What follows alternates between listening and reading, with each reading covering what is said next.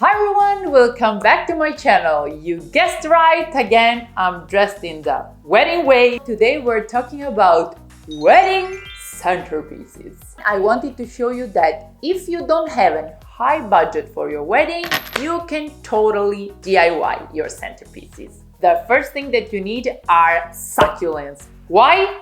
First of all, because they don't need attention. I am so bad with plants. So I said, I need something that will stay alive for a lot. The second reason is they propagate. This means that today you have one, tomorrow you can have three. Everything started with a big succulents that I had in my house, and I decided that this will be spread into 20 centerpieces. The first step, as always, check Pinterest. And here you go with some of the inspiration that I was going to reproduce. I went to Jumbo. For the rest of the world, imagine that Jumbo is like Target. And I bought 20 wooden boxes for something like €2.99 each. So a bargain. I just went to Jumbo and I bought, look at this.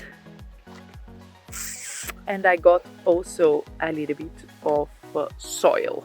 I'm putting some small rocks, and then I'm putting some cellophane, and then I'm gonna put some soil. Everything is full. I cut the cellophane and I'm starting my experiment taking some of these. For now it doesn't feel so right, but I hope that in 3 months it will be. Let's water them. And eventually I found other cacti in the street because, come on, I said, you can't go and buy cacti when you live in Greece, the country of cacti. We are in tour and look what I found in the street. So I'm getting 20 of them. Then it was time to be patient and let them grow. Level growing of the centerpieces. Not that bad. Now I'm gonna show you. My mom put also this kind of pine cone and also this kind of succulent. And then let me see which ones. There are some that have flowers. I'm like so tired of taking out everything when there is sun, taking in when there is too much rain or too much wind. This centerpiece really is in my heart and I really took care of them. So I really hope that the people that are invited to the wedding, they will appreciate them. Yes, because in Greece, when you go to a wedding, you can take the centerpiece. So this is what they will do, I think. In the week before the wedding, my future husband decided to pimp it up a little bit. He got some other succulents and a little bit of moss, and we really ended up with a nice piece. Some new vegetables, plants. And then we're gonna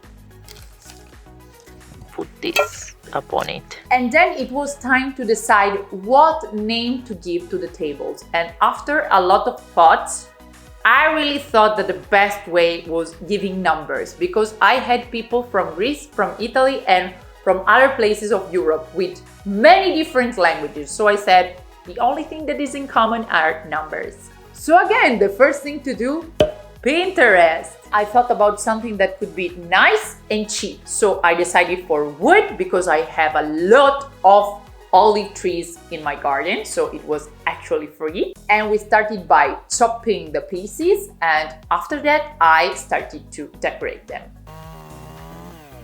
And here I would like to write the numbers of the tables.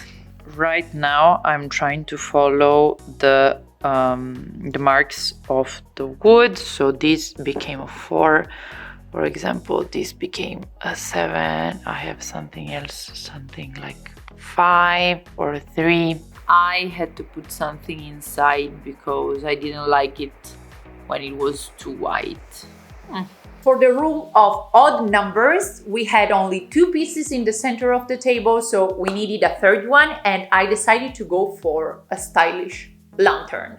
This is actually a vibe going on. I'm super happy.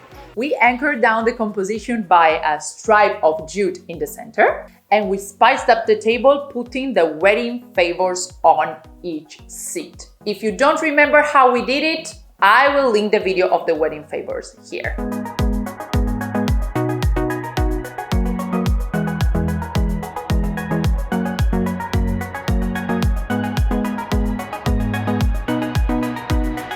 I had another nice and cheap idea for the tableau de mariage. That means that place where you see where you're sitting and all the tables where they are. The idea came from some old windows that were about to thrown away by my future husband's uncle. Today, I spotted these.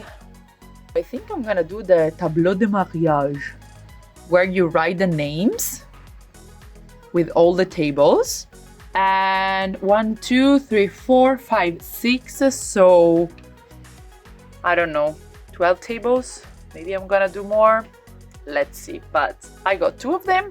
I think I'm gonna sand them down, and or I'm gonna leave the wood as it is, or maybe I'm gonna cover it in gold. Let's see. Even from far away, this awful red is disappearing. Of course, I need to do a second coat, but do you see? It's kind of shiny. Now me and Argo, we can update you about the windows. Actually, they're not so perfect, but maybe they can do the job, I hope.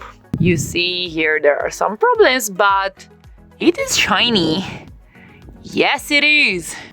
And then I'm gonna write all the tables. And to write the tables, I use the white chalk paint marker made for glass that is really easy to remove, because let me tell you, making the tables will be one of the most difficult things of the wedding. I literally was changing the names the day before my wedding.